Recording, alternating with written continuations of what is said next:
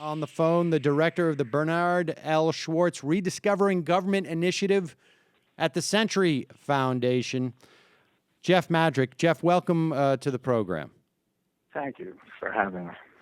So, Jeff, your piece in The Prospect, Why Economists Cling to Discredited Ideas, which, of course, is you also outlined in your book last fall, which I should say we're linking to at majority.fm. Let's talk about these seven discredited ideas. These primary ones that you write led us to both the 2008 financial crisis and you write centrally contributed to the nation's subpar performance beginning in the late 1970s. And you're talking largely about... that's important. Yeah. Well, let's talk about the ideas, and then we'll talk about their impact and then why we still see them.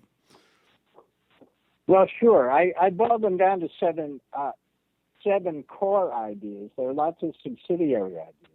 The reason I wrote the book was, number one, you want to know why economists didn't have much of an inkling of what was to come. Now, economists are no good at forecasting, and we really even shouldn't hold their feet to the fire on that. But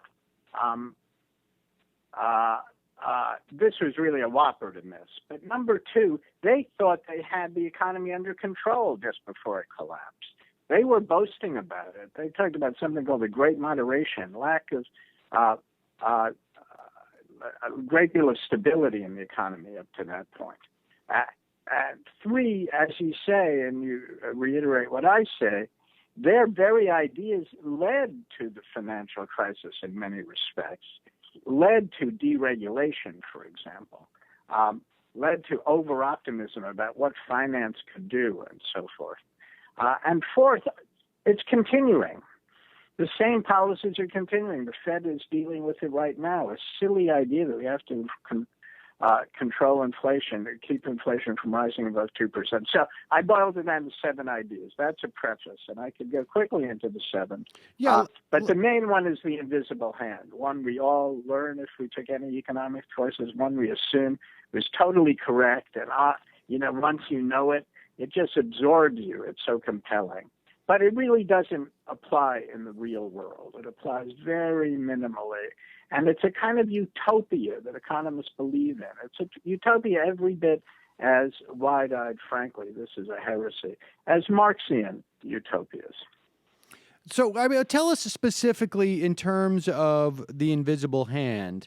Now, you say, you write that mainstream economists don't say they don't literally believe in the invisible hand.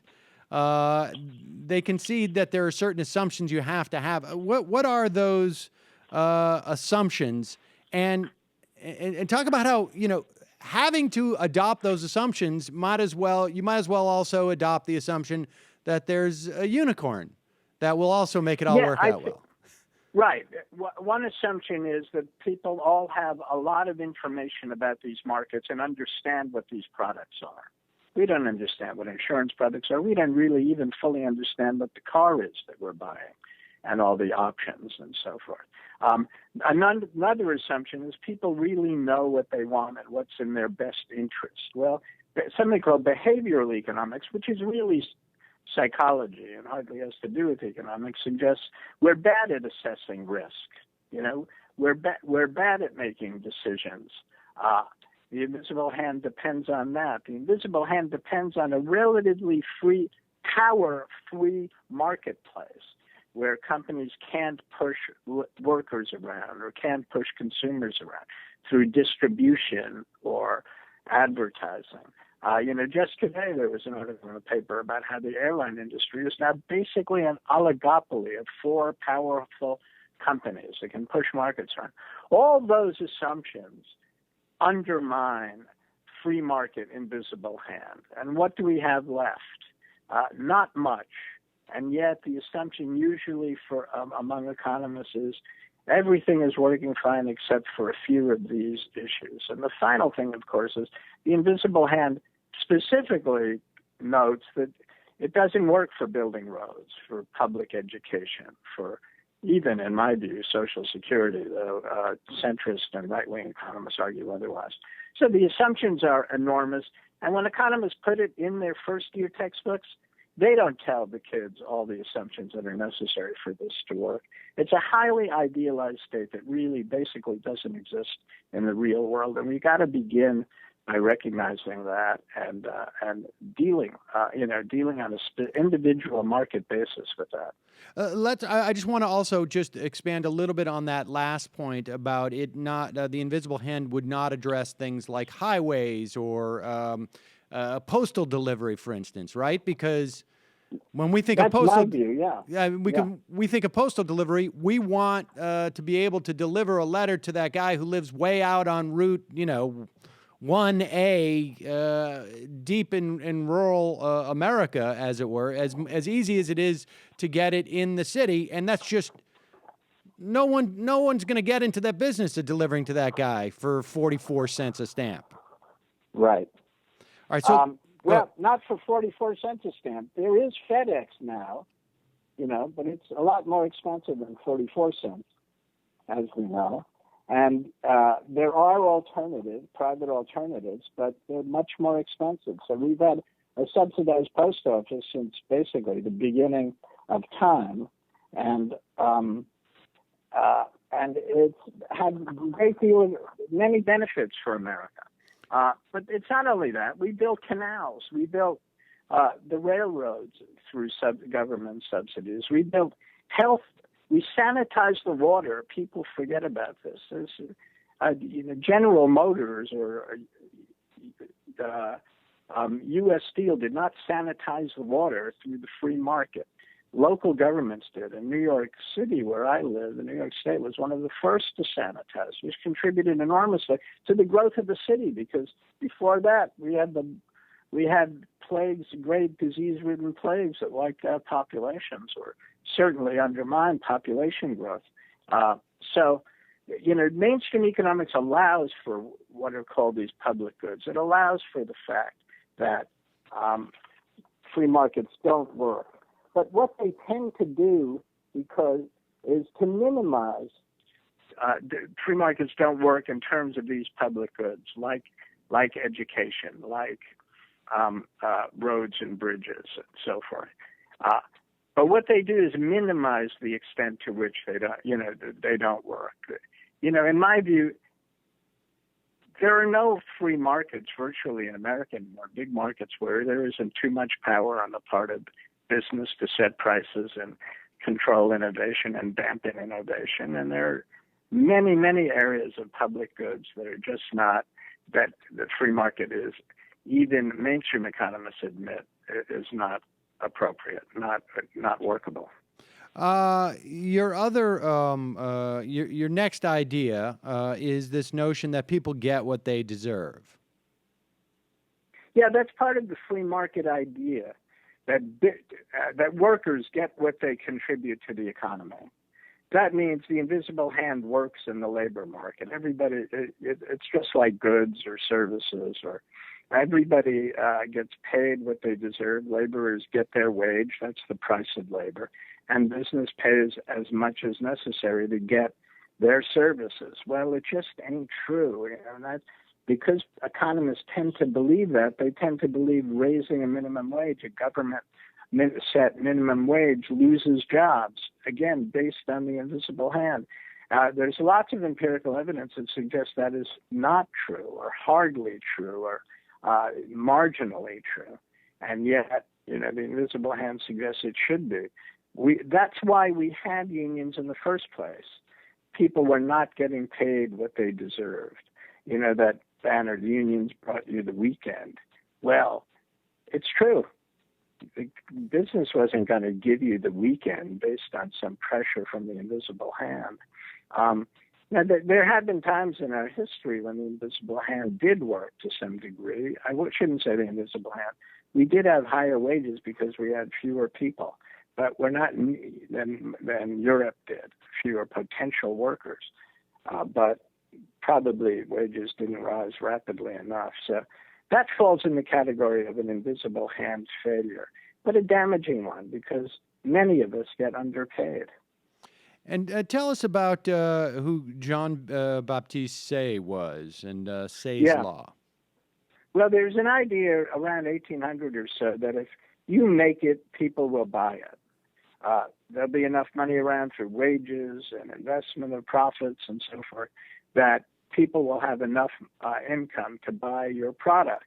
Now, Henry Ford knew better in the classic example where he said, it just ain't so. I got to pay my workers pretty darn well, up to $5 a day, so they can afford to buy my cars. Keynes hated this idea of J.B. Say, S-A-Y, Say, a French economist who himself more or less renounced it eventually. But it's the centerpiece for believing economies adjust themselves with no intervention by government. That is, if savings go up, business will invest and the economy will roar again. What do you do when you have recession and income shrink and unemployment goes up? According to that formulation, save more so that business has more to invest and investment will kick in and be the engine of the economy. John Maynard Keynes says it just doesn't work that way. If you save more, there'll be less demand. The business won't want to invest because nobody's buying their products. And that's a central flaw. But it's a central flaw that's still widely believed. And some of my mainstream economist friends say, no, economists don't really believe that anymore. And I have arguments with them all the time. Many economists were for fiscal stimulus, on average, were for the Obama stimulus, $800 billion. The majority were even, according to surveys, for a second stimulus, which Obama did not implement or propose. But before that, Say's law, by and large, dominated. All kinds of fears of budget deficits result from a belief in Say's law. The budget deficit reduces the national savings in the economy. The Federal Reserve, the federal government is spending money that it doesn't have, it has to borrow and crowds out private investment.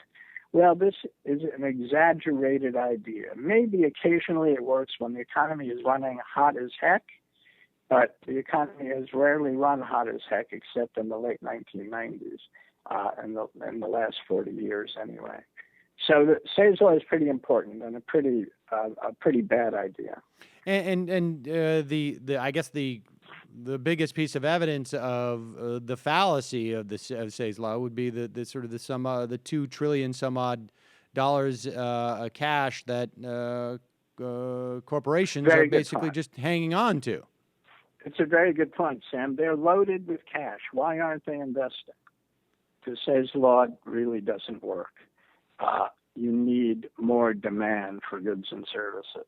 And then they will find reason to invest and maybe invest more liberally in brand new ideas, not just high-tech digitalization ideas. And that's the economy we now have. So it's a pretty dangerous idea. And you make the point that even, democratic economists who supposedly would be providing a sort of a leftier perspective on these things, were championing these ideas under Reagan, under Clinton. Right. I would imagine to a certain extent there were people in the Obama White House as well. Absolutely. Yeah, using the Say's law idea that you crowd out private investment. Deficits will undermine national savings, and therefore it'll crowd out private investment. And it's certainly not the case in recessions and weak economies, but democratic economists were arguing it all the time. And in fact, even some, or at least some well-trained mainstream economists were arguing that Britain and Europe should continue their austerity policies. Austerity economics comes out of Say's law. What do you do when you have a weak economy? You save more. How do you save more? Cut government spending, cut government deficits, raise taxes. Well, that's what Britain did. That's what Europe did. You see the mess Europe's in. Britain is still really in a mess. They're finally starting to grow, but after years of pain. and and very bad productivity, output per hour of work, which is the heart of a strong economy. So austerity failed there, and their wages haven't risen. They don't have a high unemployment rate, which they brag about, and the British government, Cameron and Osborne, brag about. The wages haven't gone up. Well, that's a pretty serious strike against that policy. Those austerity policies, sometimes strike me as just sort of like some type of mass psychological problem. Where I it's totally just sort of agree with you. feel like I've done something bad and I need to be punished. Absolutely. You think about it. Every religion has an aspect of that, right? We all, the Jewish religion, the Catholic religion, Protestants, Muslims. There's always an aspect of sacrifice, and if you sacrifice and if you suffer, you will be better. Now, I'm not saying that's not appropriate in religions. I've been brought up in a religion where some of that is true, but there is a human tendency to believe that if you sacrifice, you're doing good. But it doesn't apply to modern economies. And yet it's easy to convince people that it's the case. There's a lot of support for austerity economics in Europe, and we have austerity economics too. It goes by the name of sequestration, cut the budget deficit. It also seems sort of bound up in this idea too that if something is failing, then it is sort of morally problematic in and of itself, and therefore needs. So it's not just that the sacrifice helps you attain a better place, but that it is it is your attempt to cleanse yourself in some way, to I think it is. Yourself. It's a catharsis, and it's often not applicable to economics or even daily life. Pain, no gain. Well, there are other ways to have gains. Let's talk about inflation targeting and price stability being holy. What does that mean exactly? Well, an idea was adopted, and I always worry that, I wrote a book about all this, so as you well know, Sam, it's hard to boil it down into a few sentences. Sometimes I just over talk this, but I urge people to look at the book, and it'll be clearer. But an idea was adopted in the late 1990s that inflation targeting was the main policy a government had to adopt, and the economy would work well. It really was adopted in the 1980s. That is, keep inflation low, and that's almost all you have to worry about. Now, that's based on a free market idea that free markets will take care of themselves as long as you get inflation out of the equation, because inflation confuses buyers and confuses sellers, confuses business. Take inflation out, and the market will work well. So people like Ben Bernanke believe, let's keep inflation at 2% or lower. New Zealand started it, Canada adopted it, and so forth. In the U.S., we adopted it, and then they proclaimed it was succeeding, the great moderation I talked about earlier, that the economy was doing great. Well, look what happened. This was from the mid-'80s until 2007. Look what happened in that period.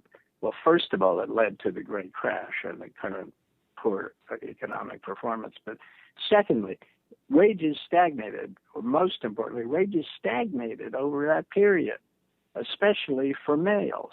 Or family income grew very slowly, largely because women went back into the workforce. Spouses kept going into the workforce. That began to end in 2000, and now family incomes are lower than they were in 1999. They grew very slowly from the 1970s to 1999 on average. In historical terms, we had one financial crisis after another. 1982, 87, 1990, 1994, 1997, 1998, 2000, and finally 2008. And they're talking about how the economy was doing great. I don't know what world they were living in. And that was by and large attributed to inflation targeting, keeping inflation low. It was the extreme belief in a free market economy and laissez-faire policies, keep government out, except to keep inflation down. I don't want to jump too far ahead as to why these ideas persist, but I mean, give me your sense. I mean, particularly for something like this, where the one thing that I think we can really be clear on is that when you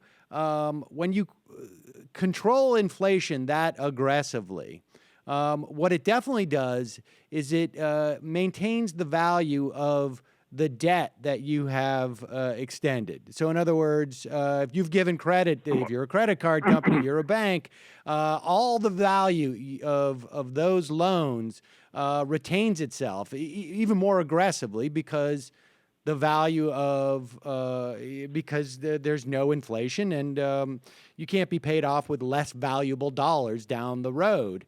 I mean, how much of something specifically like this is a function of a sort of an iron grip around some ideology, and how much of it is we're just going to use the ideology because at the end of the day, coincidentally, I make more money? Well, a lot of this free market ideology, and not just for creditors, for big banks and wealthy people who make loans, financial institutions who make loans, a lot of this free market ideology tends to benefit vested interests, that is, the wealthy and the powerful. I'll look at Wall Street. It's an obvious case, but you're entirely right. Low inflation tends to benefit creditors, those who make loans. In old-fashioned terms, you could say it benefits capital at the expense of labor, who tends to borrow money. When you borrow money and inflation is low, you're paying it back in valuable dollars. If inflation is reasonable or somewhat high, you're paying it back in less valuable dollars. So it's better for the debtor. Most of us, of course, who have mortgages or car payments and so forth. So you're entirely right. There is a vested interest. There is indeed a conflict of interest, I think, among mainstream economists, because this whole revolution in favor of simple-minded free market economics began in the 70s, when America in general turned more conservative and skeptical of government. Let's talk about your addressing the idea of more border trade is always good. I spoke to Mike Consul yesterday about the in particular the free trade and the TPP.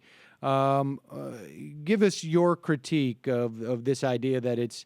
I think I mentioned Thomas Friedman's quote, and I think I had paraphrased it, but he basically said, "I don't need to read anything beyond free trade, then I know it's good." Yeah, well, that's the application of the free market principle worldwide. And it's a complex issue, the world. And we're all different, and we are different places in our economies.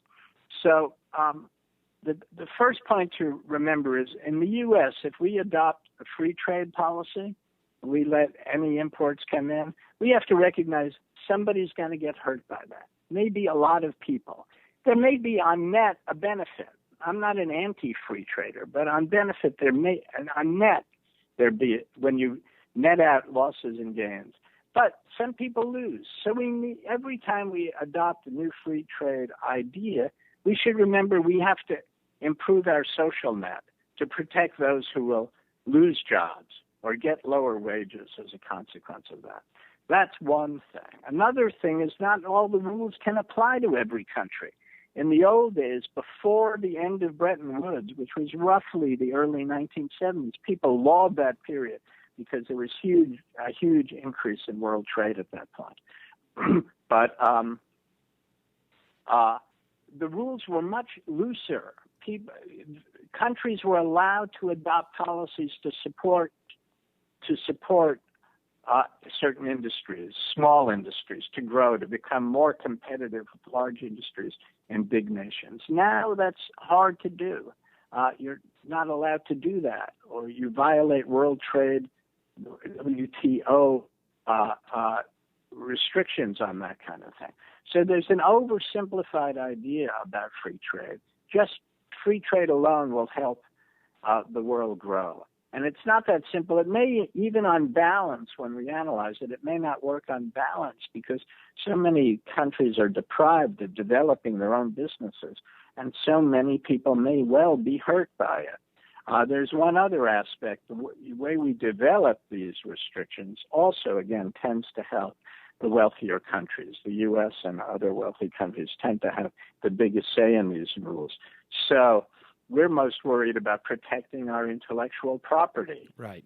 We don't want other nations to be able to sue us because we have copyright rules.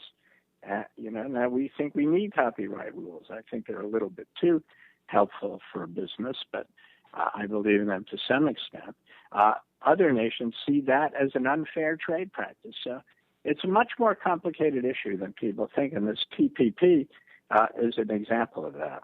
And we should we add, don't even know what's in it. We barely. I mean, there was actually some documents, more documents released today, not necessarily that give us a full picture of this, but to the extent that we have a sense of it, I mean, it doesn't even feel like it's about bringing down tariffs at all. It is more about protecting certain intellectual patent regimes. But let's jump. We're going to leave a couple of those bad ideas. Yeah, we better. Unfortunately, I have to go in 6 or 7 minutes. Okay, so let's talk about how is it that these ideas still are around? That these ideas have such currency and such a stranglehold over our I guess just our society, the way that our economy works. Well, first of all, I think I should start at the very beginning. They're compelling in many ways. The oversimplification of the invisible hand is a very compelling idea. People think they understand the economy. That's number one. Number two, it accords with recent rise of conservative economics. Keep government out. Why do mainstream economists adopt that? I think because it is a simple program. It's analyzable. You can build complex quantitative models based on these propositions. The models are complex. The ideas are highly oversimplified. It's like you take these young economists are judged by their methodology, not by how their research really is applied in the real world. I believe they think their models are the real world. It's natural to young people, especially if their mentors imply it is. So this whole foundation of current mainstream economics is given to a set of principles that seem to be easy to understand, to which complex methodologies can be applied to make it feel like you're making progress, to maintain academic standards that really don't have to do with the real world, but have to do with an academic structure and an artificial measure of prestige. And also, they accord with the vested interests we talked about before. Economists get jobs, get grants from these vested interests. If you go to the White House, you're set because you're going to get a great job when you get out of there. If you go to an elite university, you're set because you're going to get a job in the White House. The elites very much dominate the thinking. So I probably have given you a much more general answer than I should, but that's the best I can do at the moment. Well, that will suffice. People can pick up your book, 7 Bad Ideas: How Mainstream Economists have damaged America and the world. Jeff Madrick, thanks so much for your time today. Really appreciate it.